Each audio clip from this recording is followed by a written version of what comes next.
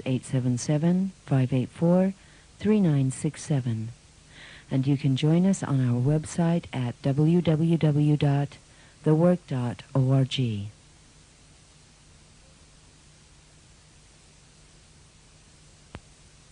So, sweetheart, let's take a quick look at this thing. Yeah? Okay, so let's start with what I heard.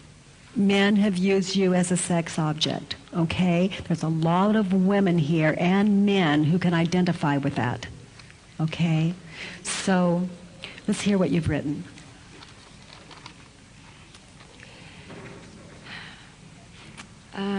I am angry and saddened by, I could put so many names in here, but I just wrote men. Mm-hmm.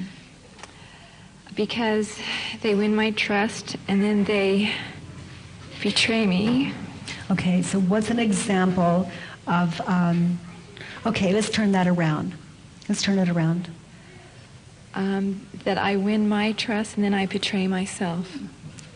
I win their trust and then I betray them. I win their trust and then I betray them. And how do you do that? By not telling them how I really feel. Yes. Yes.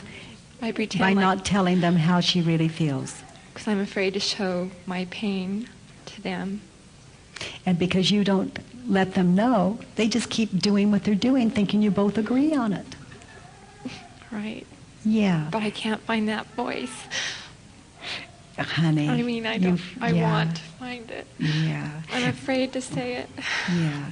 If I want something from my husband, I can do all kinds of lies around it. I can be his sex goddess. I can cook him a great meal. I can do all this stuff, so he'll give me what I want. You see? Or I can just say, you know, honey, I'm going to do all of this, and then will you do this? Well, first I'll ask him, will you just do this? And if he says no, I say, well, what about this barter system? You know, what if I cook for you? What if I love you? What if I, you know, or at least pretend, you know? All of this, because you do or you don't. You do, you don't. You know, depending on what you get or what you want. So, I can be honest with him, but you see what it could cost me is what I want. So I delude myself. I'm his sex goddess. I'm the great cook. I sacrifice my whole life, and he still doesn't give me what I want, so I'm angry at him. I think he's psychic. You know, and it turns out he's not. He's not. So now I just ask. But I don't try to buy it with my body or my cooking. You see? Now I have honest sex, and I cook honestly. I do it for me. Yeah. Let's look at 2. I want men to see me as a living, breathing human being with feelings. Okay. And men are looking at your body. Okay? Let's just say that, because this is where you're coming from. Okay? We're not interested in whether you're a human being or not. We've got something else on our mind. Okay? So turn it around. I see myself. I want me to see myself as a living, breathing human being with feelings. Yes, it's not their job. You're a beautiful woman. You know, that's it. So if someone says, Katie, do you want to have sex with me? It's really simple. I tell them yes or no. I just tell them the truth. Like if my husband says, you want to have sex with me? No. 5 minutes later, I changed my mind. It's called integrity. I've been working on that. Yeah. I've been having to find out who I am so I would know what my boundaries are. So if you say no, you're afraid to say no because it'll cost you something. So what is that? In your last relationship, what was that? If you say no, what's the worst that could happen? I got their anger and intimidation. Yeah. And then what happened? Then I shut down. And then what happened? And then I shut down after they left. Yeah, and then what happened? And then I was with myself. Yeah, and then what happened?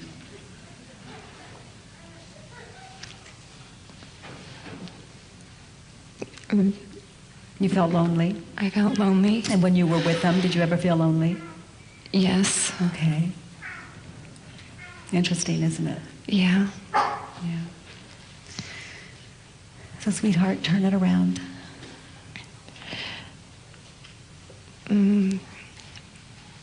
There's another turnaround. I see men as living, breathing human beings with feelings. Yeah. It's for you to see them that way. It's not for them to see you that way. Yeah. But if you keep giving your body so they don't become angry or leave you, how can they see you as a human being? You're going to be seen as a sex goddess. You're going to be seen as a wonderful sexual partner. So, all they have to do is raise their voice and you have sex. So the pattern that was set up when I was like real little, I should really just go to the last relationship, not to, I mean, I think of... It doesn't matter which one. It doesn't matter. Mm-mm. You know, the one that comes up, go there. Uh-huh. So the next now one. I'm getting to the point where I don't let anyone come up. And that frightens me more than anything. Yeah, yeah. Well, you know, the worst that could happen is you would say yes or no and they would get angry. And you know how to do that? Yeah. You've been in training. Right. You can do it. The worst going to happen is you would be lonely. And the worst that could happen with a man is you could be lonely. Mm-hmm. Yeah. Yeah. They've been angry. You did it very well. You survived it. So start practicing. Start approaching men honestly. And when they say, do you want to go out with me? Look at them and say, I don't know. Or yes or no. And there's a great advantage when men ask you out. You can say, can we go to a movie? Can we eat at my favorite restaurant? Can we see the movie I want to see? What a trip. Who wouldn't say yes to that? You know? That'd be kind of fun. Yeah, it is wonderful fun to date unless you want something and you're not upfront with it. Yeah. I could try that one. Yeah, yeah. I don't have a lot of interest in having sex with you. I want to see this movie and I like this restaurant.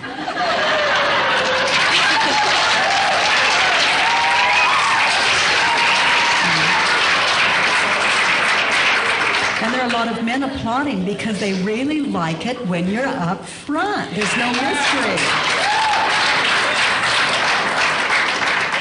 But what we do as women is we're confused. So we do the flirting thing, you know, and you know, sometimes. Yeah, or we don't. Let's look at the next one. So honey, what a wonderful world you get to experiment. Men should treat me as a loving, sensitive woman instead of an object of their sexual gratification. So turn it around. I should treat myself as a loving, sensitive woman instead of an object of my sexual gratification. Hear you, hear, hear. And I'll turn this around. I should consider what I can truly give to myself instead of what I can take from myself.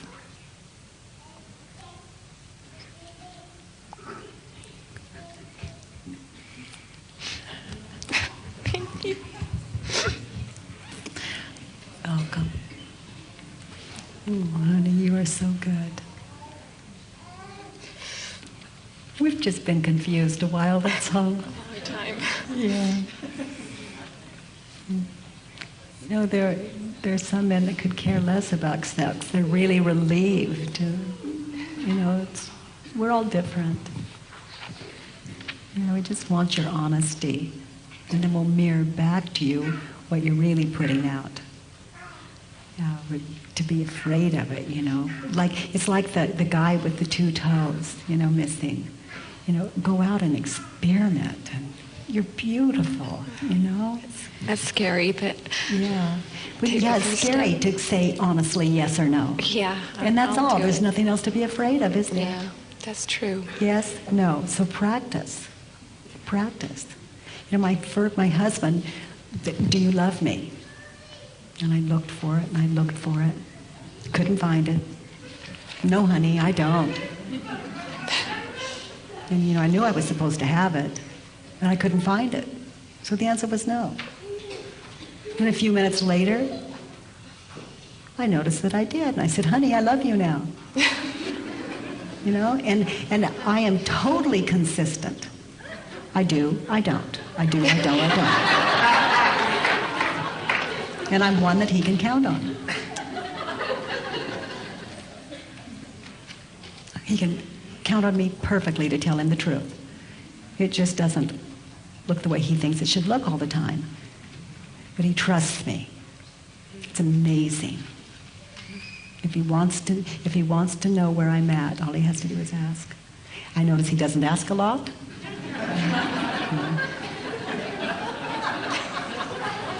He is not one that really wants to know the truth.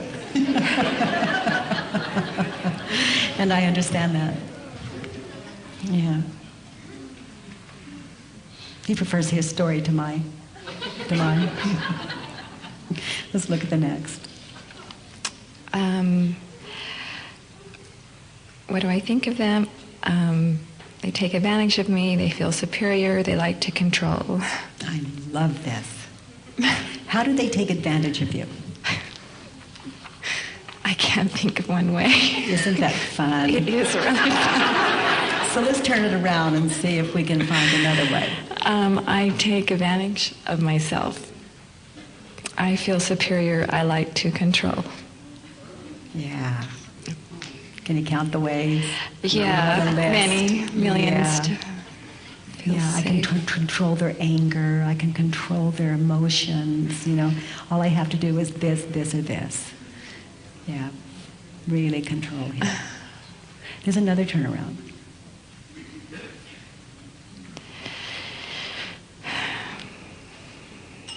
I can't think of it. So start to read. Men take advantage of me. I take advantage of men. I take advantage of men. I feel superior to men. I like to control men. I sound like my mother. Yeah. I don't want to be like that. Oh, well. We're just kind of waking up. I am my mother. Yeah, it's about time. Oh, my God, that's the worst thing that can happen is I am my mother. But I'm also my husband and my sons and my daughters. I'm the world, Mm-hmm. Let's look at the next one. I don't ever want to be violated and used up and abandoned. Honey, tell me where someone has violated you. I think of a man that molested me when I was 4. So tell me, you were 4? I was 4. And what room of the house were you in? Or were you in a house? Where were you? I was at his house. Okay, and what were you doing there? I think we got back from the store. He had bought me candy. Okay, so did he ask if you wanted candy? Did you ask him? What was it? I think he asked me. Okay, and you said yes? Okay, and were you frightened? No. No? So then he bought you the candy at the store, Mm-hmm. and then what happened? Took me home. And were you frightened? Not yet, no. Not yet. Then you went into the house, Mm-hmm. and were you frightened? No. Okay, and then what happened? Then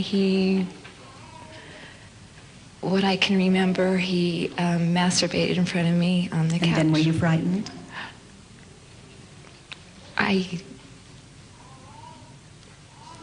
I think at that time I was more curious. Okay. I don't know. I don't remember being frightened. Okay, and then what happened? Then I went home. So he masturbated and you went home. Okay, so you were molested, is that true? I guess not. Interesting. I mean, Yeah. I think there's other things I don't remember because I went there many times. Sweetheart, can you remember anything other than that? Just one other incident. And what does that look like? He tried to throw me in the pool. In the pool? Or pretending like he was going to throw me. And did he throw you in the pool? No. Okay, so he pretended, and then what happened? I think I went home. Yeah. Okay, so this molestation, we're seeing that you weren't. This man masturbated and pretended to throw you in a pool. That's it. This is good news.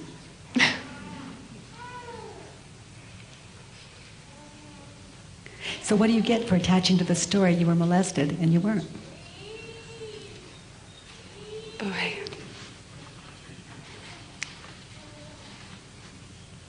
That's a hard one to accept. Yeah, because it's a big one. For how many years? I'm 42, almost all my life. Yeah. Yeah. So what have you gotten all your life for attaching to the story he molested me? More pain, more the same. Can you see a reason to drop the story that isn't true for you? Very much so. Who would you be without this story in your life? When I was 4, this man molested me. I would feel, We're going to see, aren't we? yeah, I'd feel safe in my world. Yeah. Yeah, you were safe. This is an interesting man who would masturbate in front of a child and let you come and go at will. And the worst that ever happened after that was to pretend to throw you in the pool. What a guy, huh? Yeah. Mm.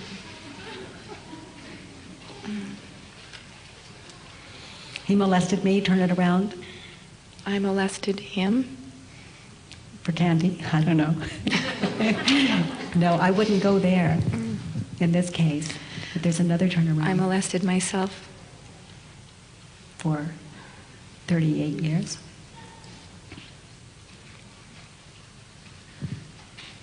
That's a toughie. Yeah. Watch what that space is filled with. Who would we be without the story? Watch what fills that space. Fascinating.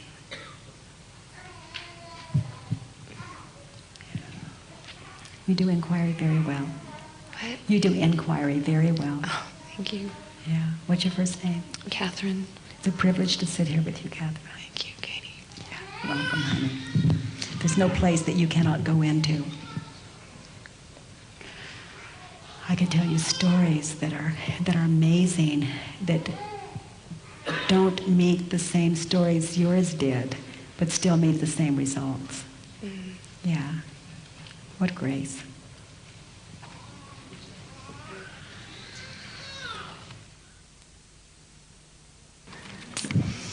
Hi. Okay, hi, sweetheart. Let's hear the story of the world. Okay. Well, mine is pretty much the same as the person before, but it's not on men, it's just on relationships, but it kind of goes hand in hand. Yes.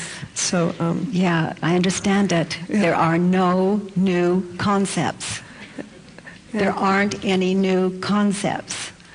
So they're all recycled. Again, you're not doing them. They appear now. Yeah, there's no guilt involved. Here it comes. You know, if you're a child and you love your mother, what do? You go to your mother.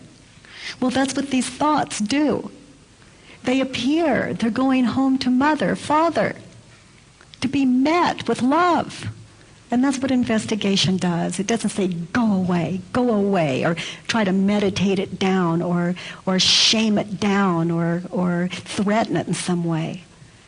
It just answers the call. And the only reason we haven't done that is we haven't known how. We would all do that if we knew how. So let's take a look. I had one question I wanted to ask you before we started that was from before, and that was, you were talking about meeting everything with understanding, how first, when you turn it around and then afterwards you start recognizing your innocence, or kind of... I was talking about the loops. Yeah, the loops. Yeah. I have a very difficult time getting to the innocence part. I have a really good time shaming myself and shaming the other people because it's all their fault, really. Yeah. But I really have a hard time really seeing my own innocence and getting beyond that guilt and shame. Well, until you meet the thought appearing with understanding, you can't see how innocent you were not to have seen it, because you still think it's real. So let's find your innocence. Let's look at the first one. I'm angry at God because I feel my family is cursed from having happy, functional relationships. Okay, I know it's kind of funny. So your family's just too well adjusted. I just feel like my whole family is just extremely dysfunctional, but none of us are able to have happy, functional relationships. Like everybody is just doomed. No one does. That's a myth. That is mythology. Oh. Other families are happier than yours. Can you really know that that's true? No. I really can't know that that's true. And how do you react when you think that thought? Those families are more functional than my family, happier than my family. Well, it just continues to feed into that feeling of not feeling so good about myself, about my family, thinking that we're just all pretty screwed up and it's not possible for us to have happiness or relationships. So how does it feel? How does it feel when you attach to that story you just told? I don't feel good. No. You're living as inferior life. Right. That's the story. So can you see a reason to drop the story, and I'm not asking you to drop it? Yes. Can you see one reason that is not stressful to keep this story? That those people are happier than your family? No. Who would you be without this story in your life?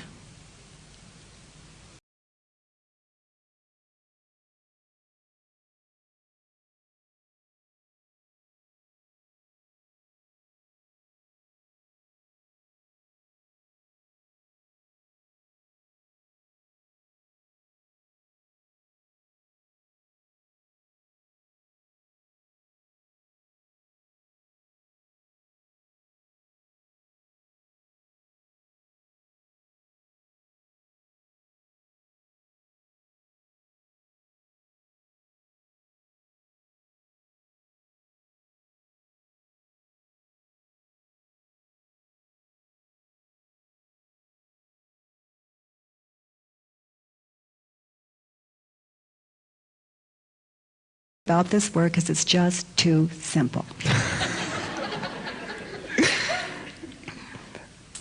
How does it feel when you attach to the thought, I want an intimate relationship, and you don't have one?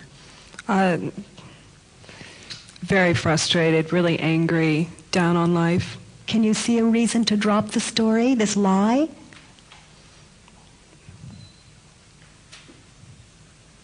Yes. Can you see one reason that is not stressful to keep this story? One useful purpose for this story that would argue with reality? Like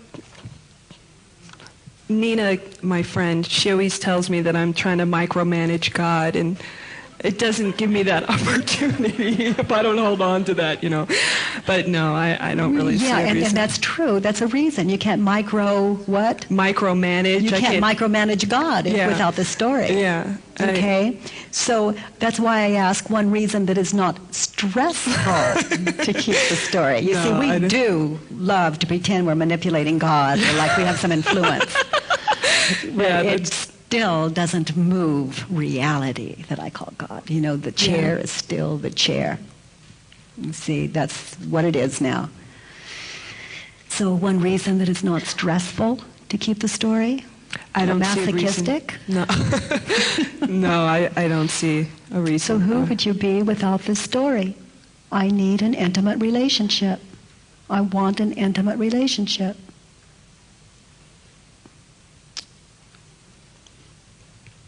I'd probably enjoy myself a lot more, being who I am. And isn't that what you want from an intimate relationship?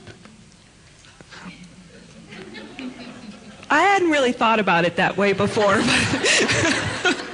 I guess so. Yeah, I hadn't really thought about it in that context. Yeah, interesting. Yeah, so we're so attached to this religion. I want an intimate relationship to keep us from knowing we already have it. I don't always feel like I have it even with myself. And I'm not Well, always... sweetheart, you're looking for intimate relationship outside of you. I mean, look at your religion. That would be overriding your religion. I need an intimate relationship. Let's look at the next one. I feel saddened and disappointed by God because I don't have a long-term committed relationship with a man. Okay, so turn it around. Just put you on all of it. I feel saddened and disappointed by myself because I don't have a long-term committed relationship with a man. With myself. With myself. Leave men out of this thing. Read it that way again, just like that. Should I read it again? Yes, with your name on all of it. Okay. I feel saddened and disappointed by myself because I don't have a committed relationship with myself. Yes. And how can you when you're, how do you treat men when you attach to the story, I need an intimate relationship? When someone introduces you to a man, look at you. Just try to jump his bones. But Yeah. They're not introducing you to a friend, it's a candidate. So where does that leave for a relationship with you, you see? It's always, we're like those amoebas in the water that food goes by and they just do that. They just kind of surround it. Yeah. And that's us. Yeah. You see, whether a man doesn't have to be there. It's while we're fixing our lunch or while we're taking a stroll, whatever it is, we're just intimate relationship, living out our religion. I'm to have an intimate relationship. Well, what we saw is it's not true. It's not matching reality. And there are no mistakes in my experience. I mean, how can I have an intimate relationship with a man if I don't have one with myself? I'm going to attack him with the same belief system I attack myself with. This is not a choice. When I meet my own thinking with understanding, what could the world say that I could not meet with equal understanding? There are no new thoughts. It's the end of war. And the beginning of love. Intimacy. Let's look at the next one. I'm angry so, honey, just be there a minute. I hate crying in front of other people, so I just... Is that true? Well, I guess I like it because I'm doing it, so...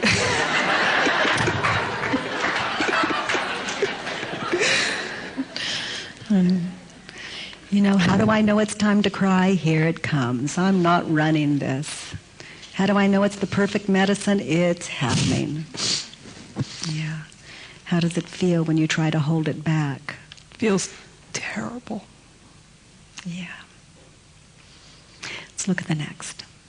And I say we don't even blow our noses, honestly.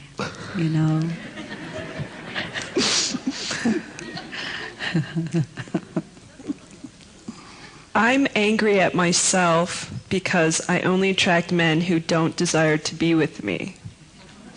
And I know that goes with the attraction thing. So is that true? Is that really true? No. No, I've attracted men who wanted to be with me, but I didn't want to be with them, so it goes So how does it feel when you attach to this lie? I don't like myself very much when I Yeah. believe that. So can you see a reason to drop the story, Yes. this lie? So who would you be without this story?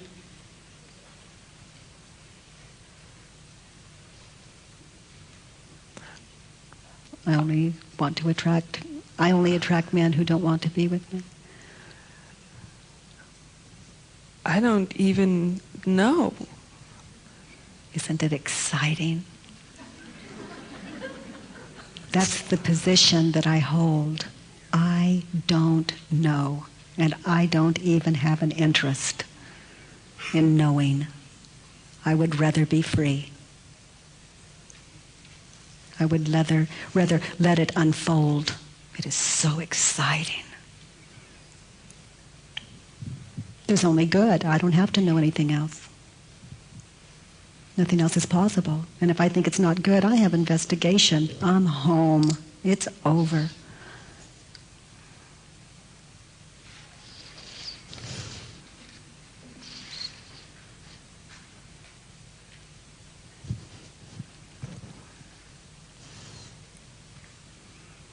Let's look at the next one, sweetheart. I want God to answer my prayers and give me the relationship that I've been asking for.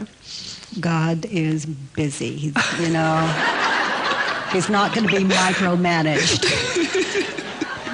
So let's just turn it around. I want me to answer my prayers and give me the relationship that I've been asking for. Bingo. There's another turnaround. I want me to answer God's prayers. Try it. I want me to answer God's prayers and give me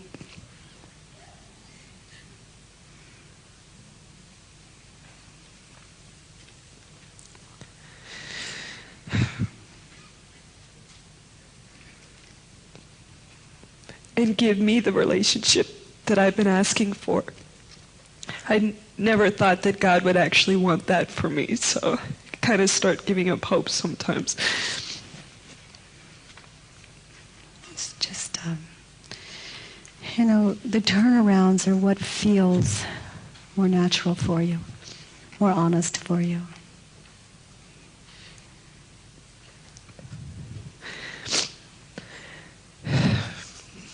When we come to see in this particular one that my will and God's will turned out to be the same thing, then I'm going to be comfortable sitting here in this chair. Obviously, this is where I want to be. Here I am.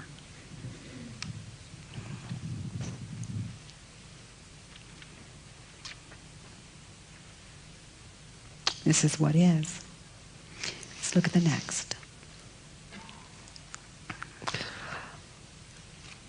It's kind of funny. I'm almost laughing at myself here. Yeah. I need God to give me the relationship that my astrologer told me I would have. Gosh darn it. Right now.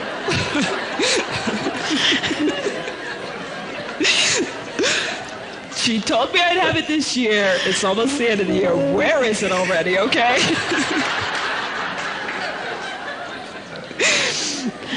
It could be sitting in that chair. Yeah. Yeah, you could be the relationship you've been waiting for. But the one she described, that's the one that's much better for you. Can you really know that that's true? That's the relationship you need. Can you really know that that's true? No. Don't please me. I'm also only your story. Yeah. No. I only ask, can you really know that that's true? No. And how do you live when you attach to that thought?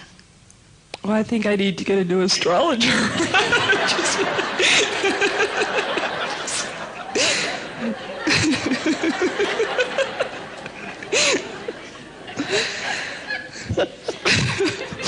Excuse me.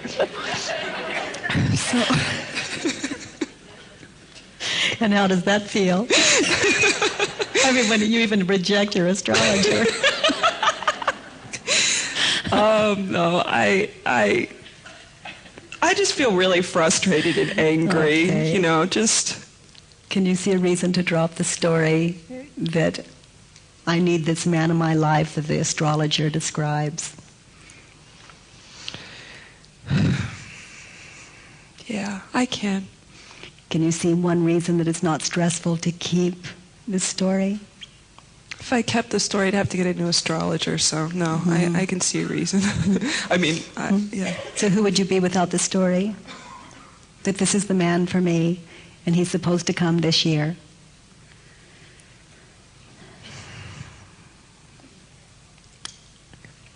I'd be much more present. Yeah. Maybe that perfect relationship you've been looking for. Present.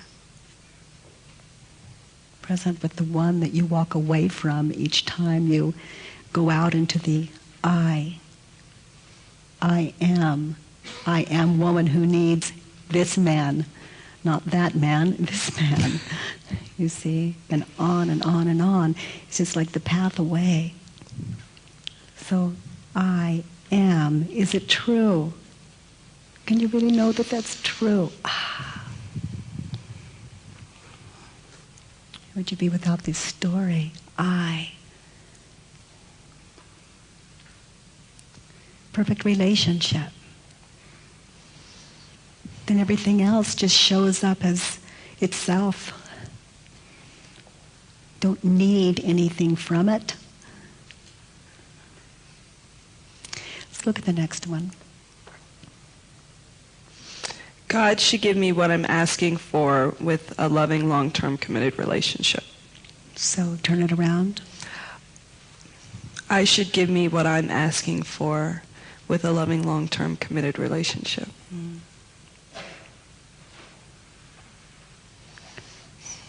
So what is this man like? What is this fantasy like? Give me the profile. Do I have to tell you about it? It's much better in the head, it's just kind of tall, educated, articulate, fun, thoughtful, spiritual, creative. Honey, can you hear you describing yourself? Can you hear it?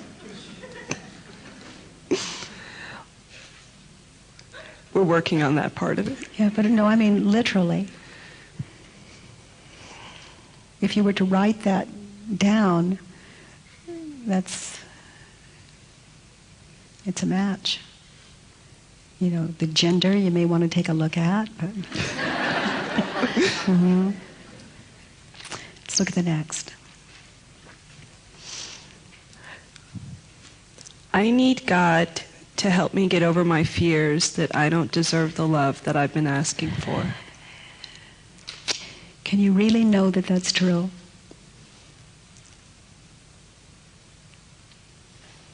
I'm not saying that it's not. I'm just asking, can you really know that that's true?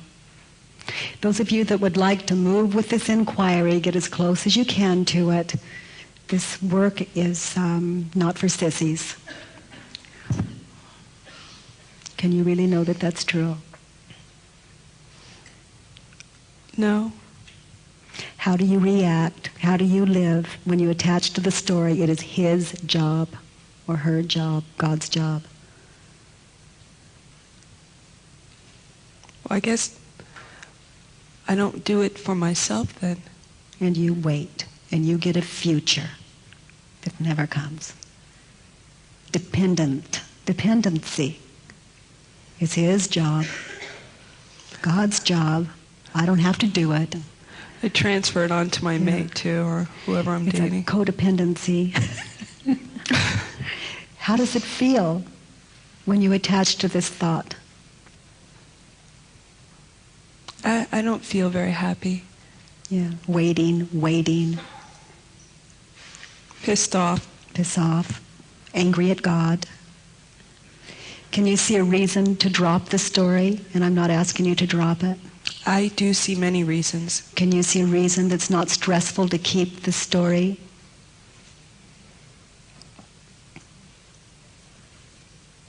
No. Not one. That is not stressful. Who would you be without the story? It's God's job. If you never had that story again, it's God's job. Well, the victim would go away. And I guess I'd be a lot more responsible for my life. Not feel like I'm so, I guess, influenced by everything outside of me. So turn it around. I need me to help me get over my fears that I don't deserve the love that I've been asking for.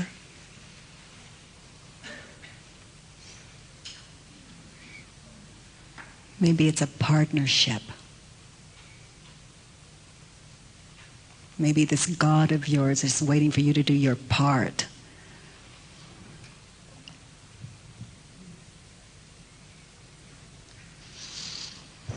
Let's look at the next one. God is withholding, surprising, caring, mysterious, scary, loving, and forgetful. Senile. I mean, after all, look at the age.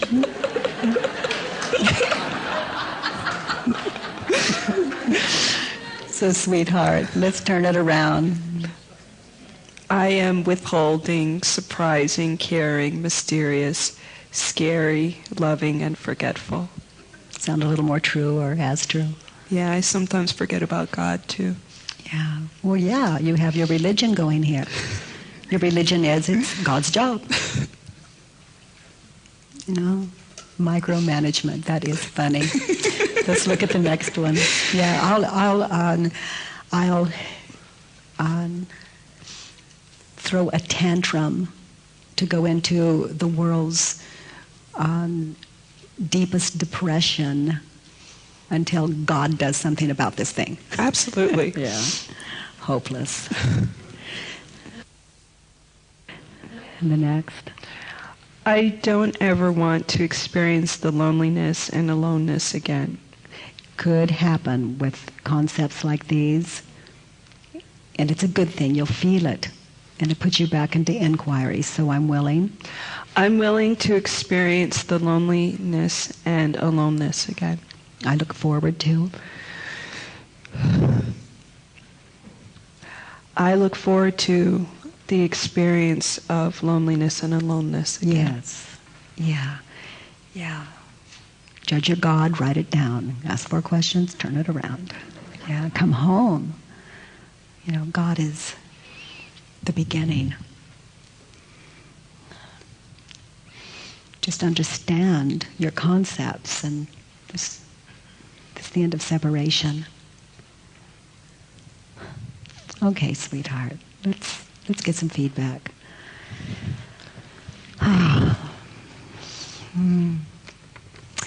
So feedback, what are your experiences? Did you go in?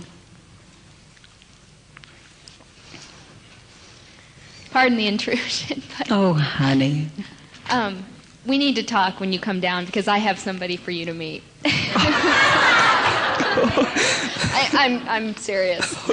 Yeah. So.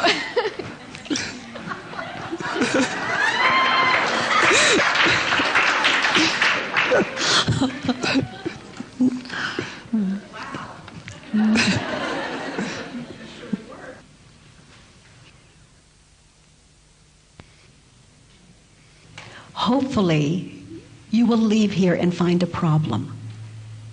Welcome to inquiry.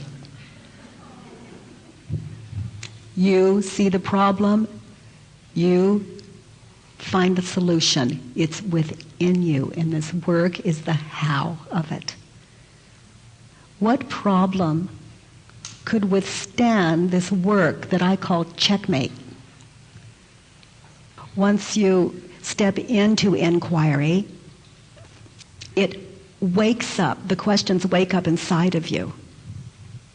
And we begin to lead lives where we understand that there is no problem that we cannot heal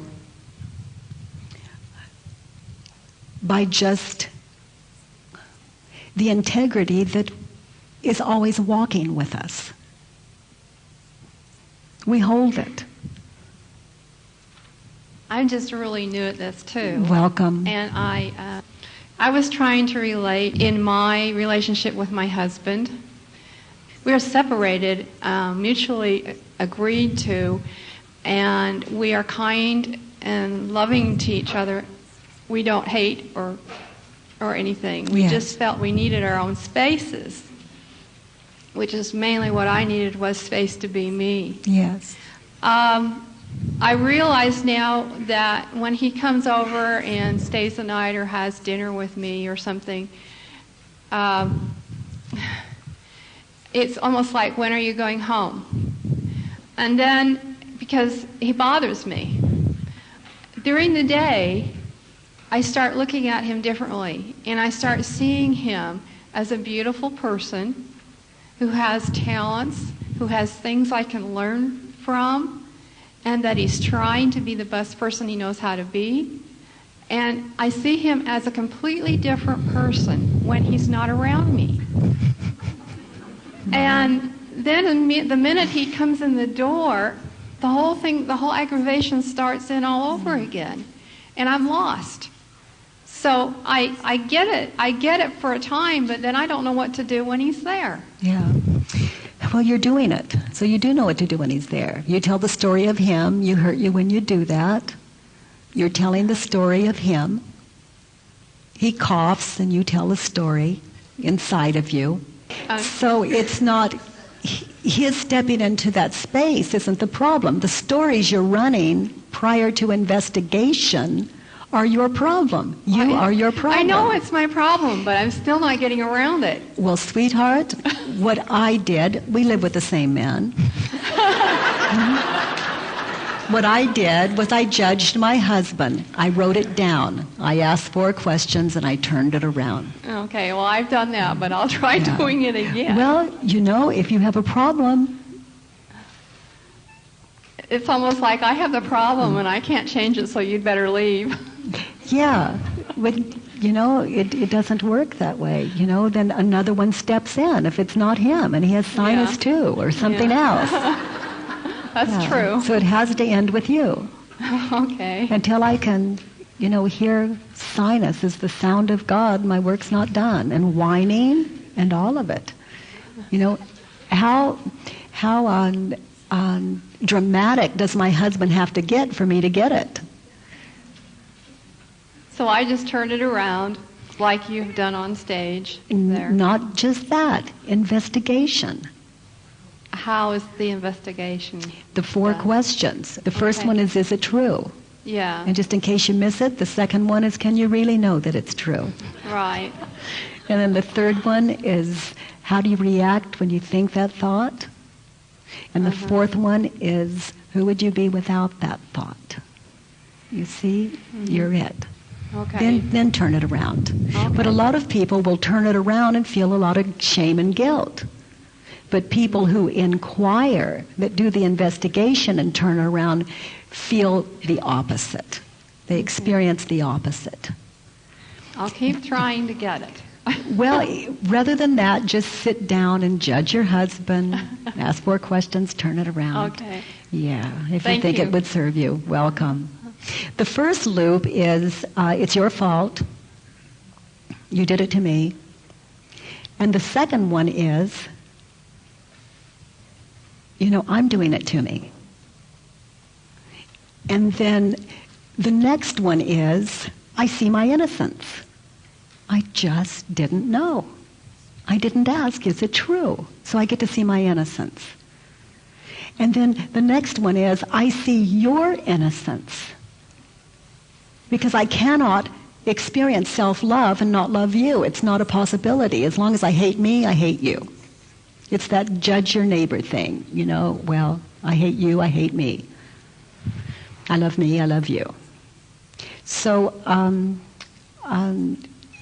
this inquiry just puts you into a stack of unfolding revelations that are self-induced anytime you sit down and take you there. I say do it for the love of truth, not for the love of marriage. You know, do it for the love of freedom, whatever that takes. Yeah, that's it. Which is why you've separated from your husband, for your freedom. So let's have it all. Yeah, and look forward to him stepping into the house with sinus to see how far you've come. Yeah. You do the work, you think you really have it, invite him to dinner. You know, that'll let you know the truth of how deep you've sunk in, you know, of how profoundly you're answering these questions. Invite him to dinner until you can see that he is the love of your life, your work's not done. You know, because that is self-love. I have self-love for myself. And I sat back and we got real philosophical last night. And I looked at him and I realized that we're only together to experience each other. That marriages shouldn't be where one gives in or the other gives in to the other what they don't want to give in. I don't believe that. I believe that he is there for me to experience what he is and he to experience what I am. And I suddenly realized that I thought to myself that marriages really aren't so great. I mean, because marriages are a give and take. Well, I don't know if I want to give and take. I want to be me totally. Well, if I be me totally, then I can say, he's totally, and so we're just with each other, married to enjoy each other's beautiful talents and gifts. So when I look at it that way, then I'm okay. But and I think that's wonderful, and when you can look at it that way, even when he has sinus, then you've got this theory, you're living this theory you're talking about. You see, all the way. Thank you. Welcome, honey. Welcome to the work. Well, Rebecca basically did my work, and I'm a guy. I had the same issues around women. I tell the same story about them and about me as you do, so thank you for that. The other thing on number 6 was what I noticed is not only being willing and looking forward to it, but until I really undo it, I will continue to attract those people in my life until I get it. So and it's not the people you attract. It's not people like that you attract into your life.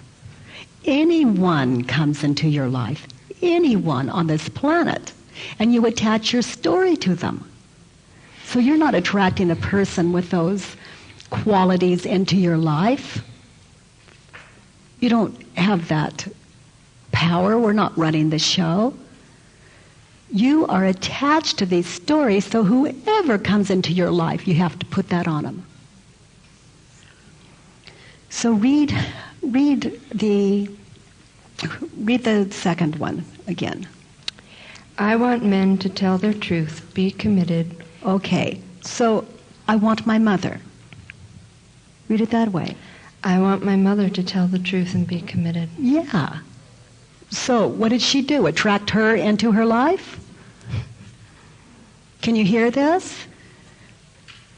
It's not as though until you get this, God is going to put these people in front of you as some kind of punishment or lesson.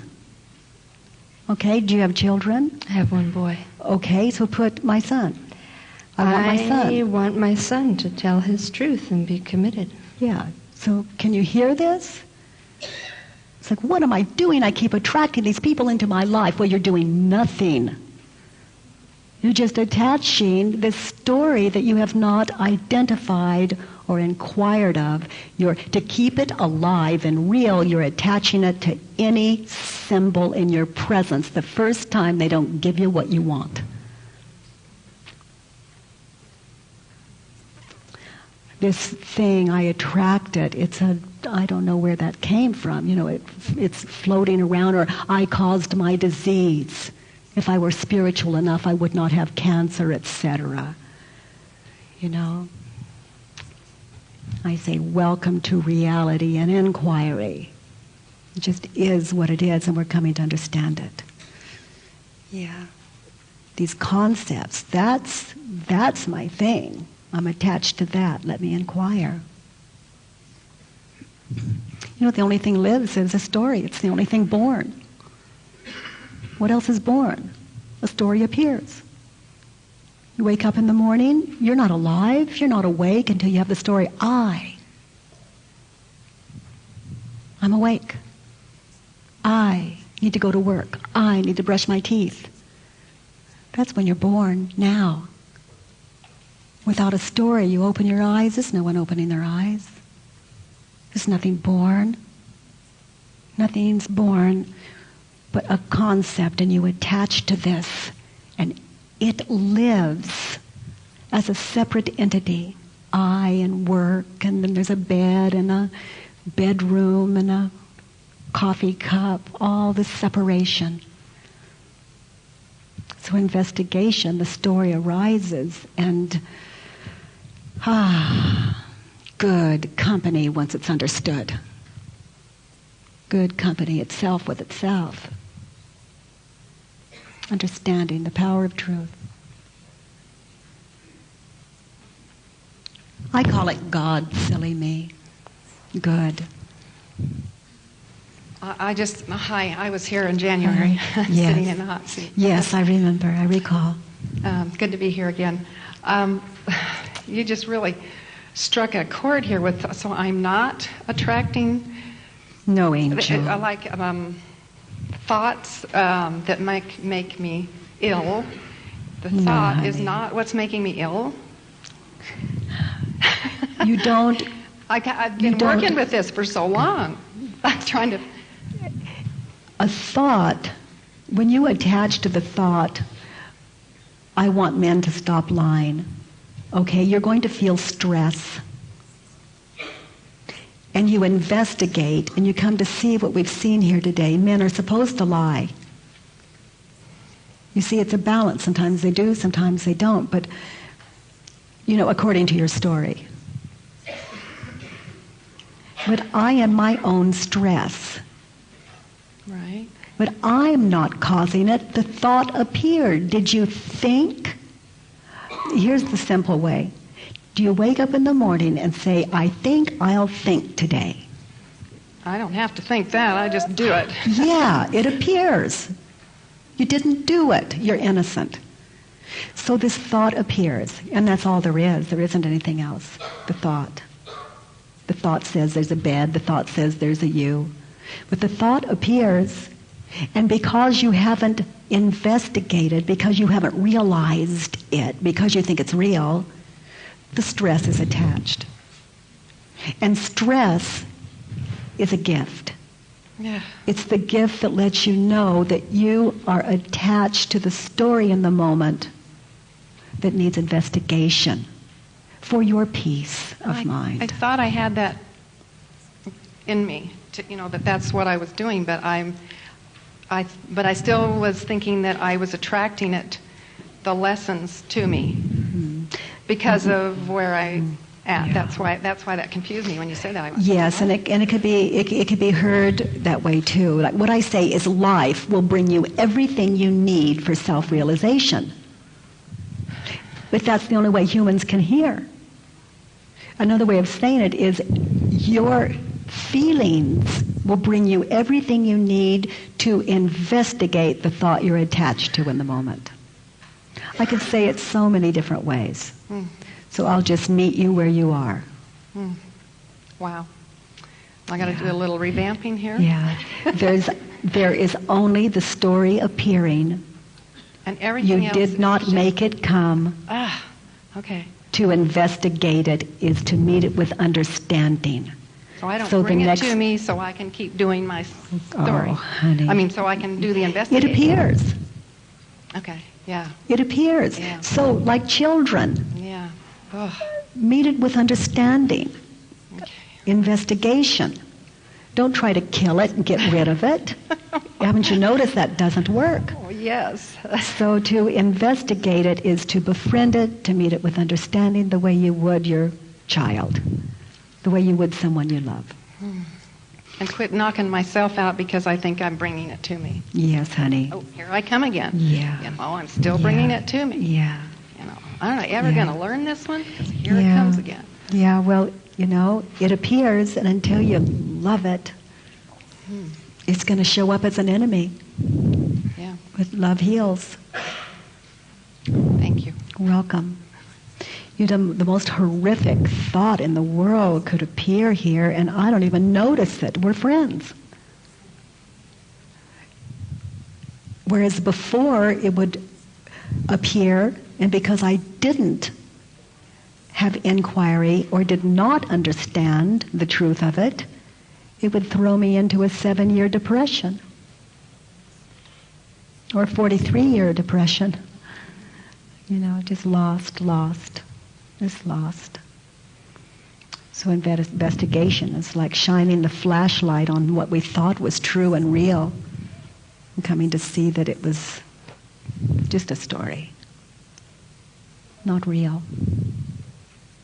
Like, I want men to stop lying. If men stopped lying, you wouldn't have this realization. You know, my husband can stand there and give me this huge lie. To him is true. You see, or not. That's his business. But I shouldn't lie about he should stop lying. It's what he does. It's his job. I noticed after 20 years.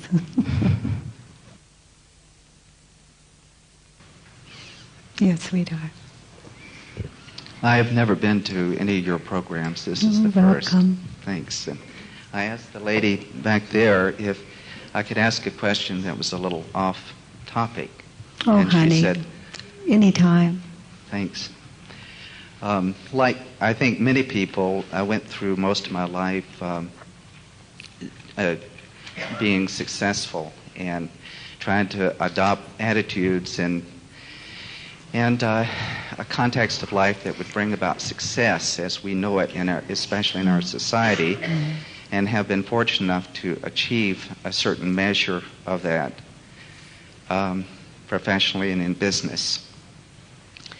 And then a long time ago, I had the good fortune to meet in India a sage.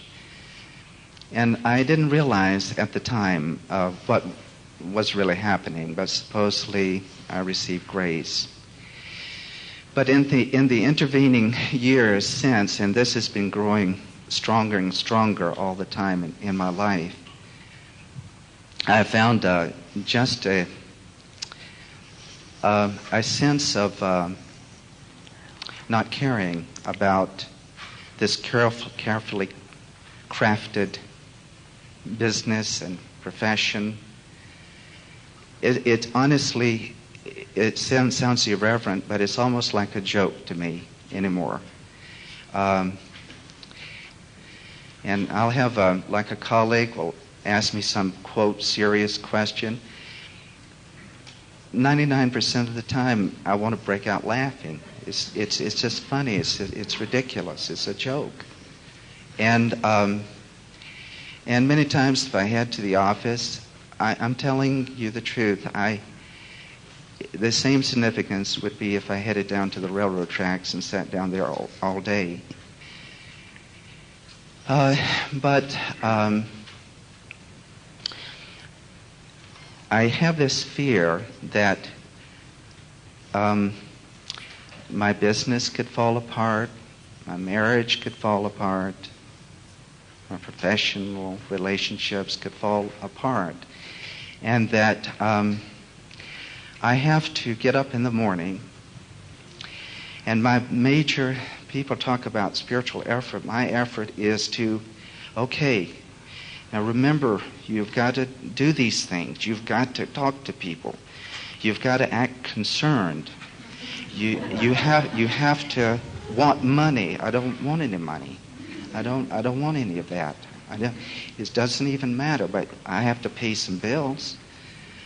And there's the fear. It feels like a tremendous burden every day. And when I turn from that, it's nothing but the most wonderful and inexpressible joy.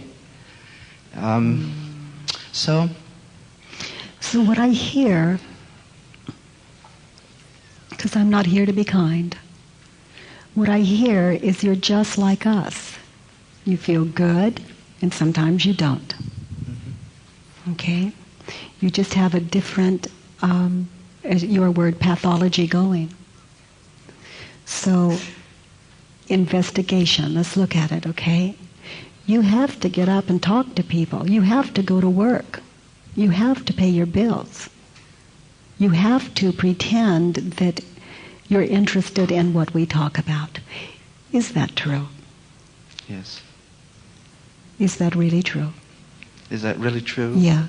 Is that true? You have to pretend you're interested in what our interests are. I'm not saying you don't. I'm just asking you. I don't think it is true. So how do you react in these mornings when you get up and you attach to that thought?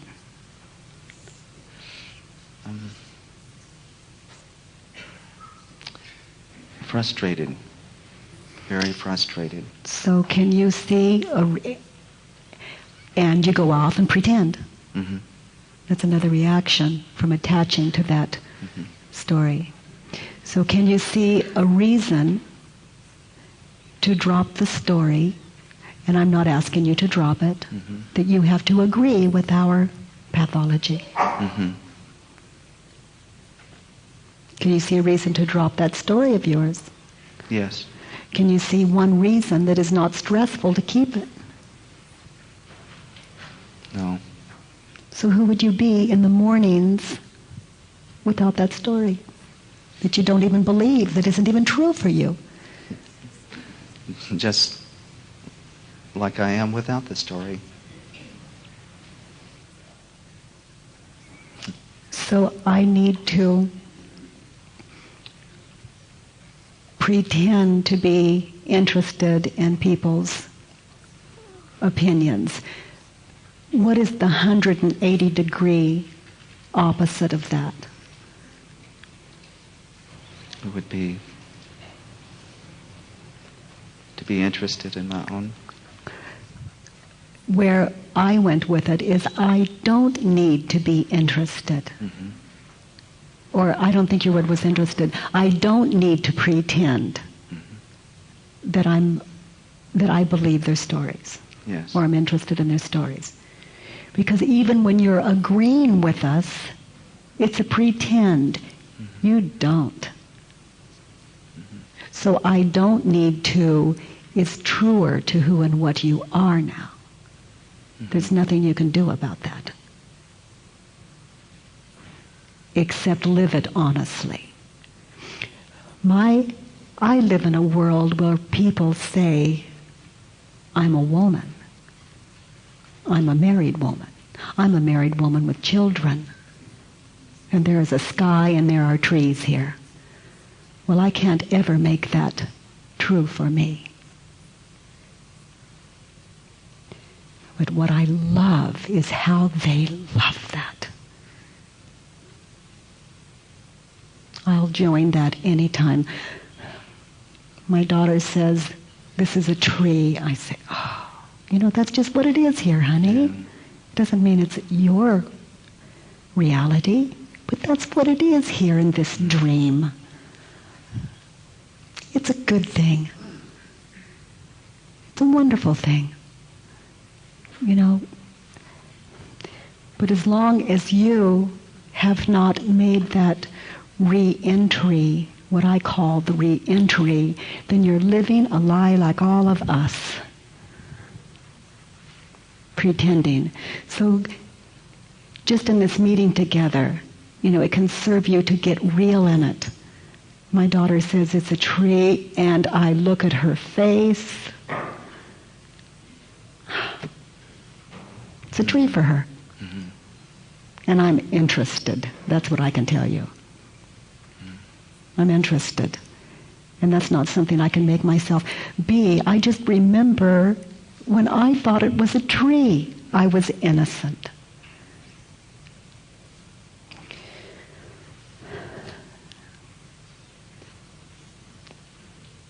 You know, my story is, can you just be happy now?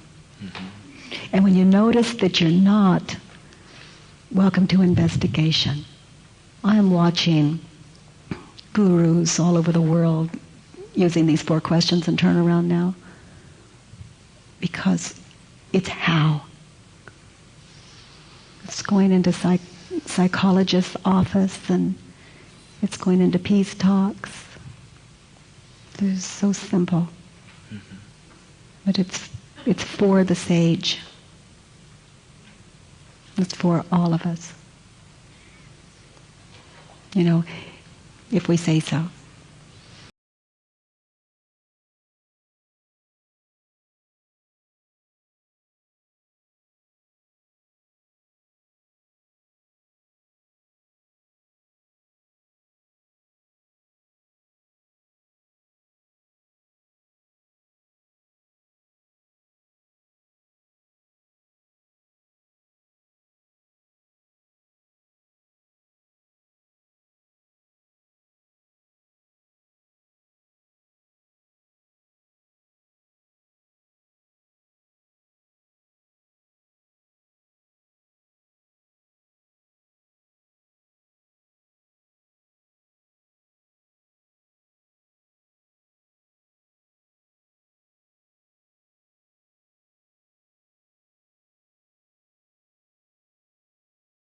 You see, you just eventually lose yourself in it. And you can end up just a master tycoon on Wall Street. You see, as a selfless act. But some of us have a preconceived idea of what honor looks like, or spirituality. Just one more religion. So play. It just occurred to me, too, that those with whom I interact, what then, if I really want that truth and that freedom, if I want to allow the expression of that in my life, what is it that they truly want? It's not really, truly the structure as they may think I am, but underneath it all, they want the truth too. Yeah, they're you. No one can know me. No one. I am your story. No more, no less. Nothing else is possible. That's it. I'm always the unseen, the unknown. I'm you. Thank you so much. Welcome, Angel. Thank you so much. Welcome. Thanks. Where it hurts is when I want you to know who I am. I am messing with your story of who I am, your religion. And yours is at least as fine as mine. Thanks so much.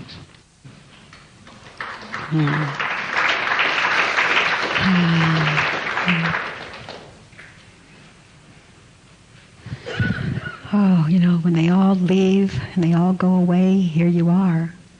Sweetheart, let's read one in the middle anywhere. Just read anything you wrote. I need God to give me the relationship that my astrologer told me I would have. Okay. So, put your mother's name there.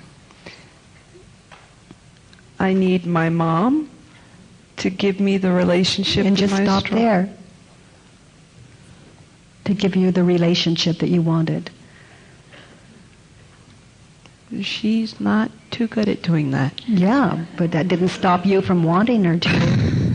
You know, everywhere you have, use another one where God's name is there. I need my son to give me the relationship that I wanted to have. He can't do that either. Not an astrologer, not God, not your son, not your mother. Any other holdouts? I need my boss to give me the relationship. So can you see how it's not these people that interfere in your life? Your attachment to this story. That's it. So until we investigate the story and see the truth of it, then you're stuck with that religion. And when the perfect mate comes, which is everyone, by the way, when the perfect mate comes, you'll attach all of these beliefs to that perfect one. The perfect height, the perfect education, the perfect all of it. You'll attach this to that man when he doesn't give you what you want. Or if it's just threatened. Because this is it. So there's no hope for a man like that ever. Until you heal, until you understand these concepts and meet them with understanding. You would have to bloody trash him eventually in the direct proportion that you would any enemy that gets in your way. Until this is resolved. And it doesn't take a person to do it. Everything you need appears. And if you feel stress, investigate. And then you cannot stop the perfect mate from coming in because, again, it's everyone that comes in.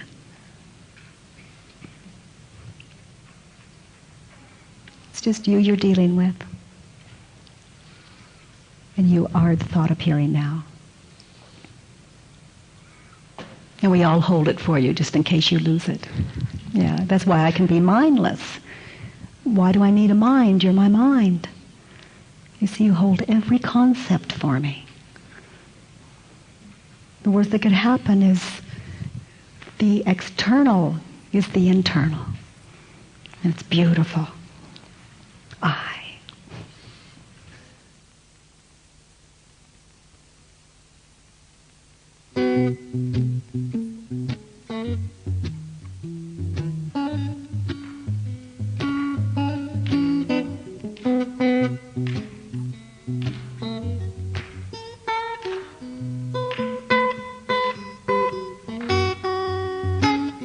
I'll be James Dean, you be Marilyn Monroe.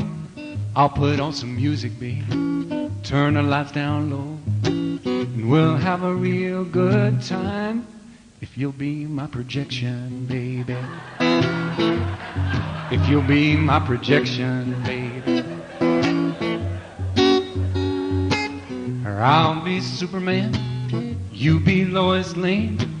I just love to rescue you, baby, again and again and again. And we'll have a real good time if you'll be my projection, baby.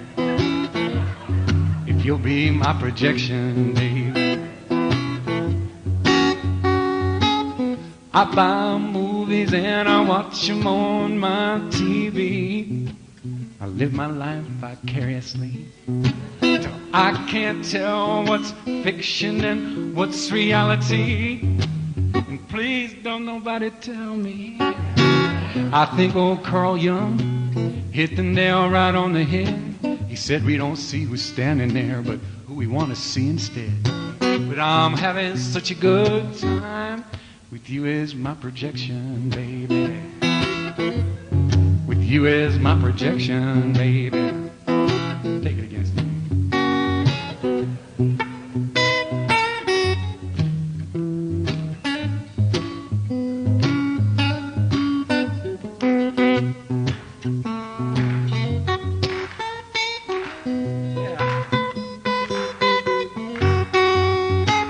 You be Fay Ray, I'll be King Kong.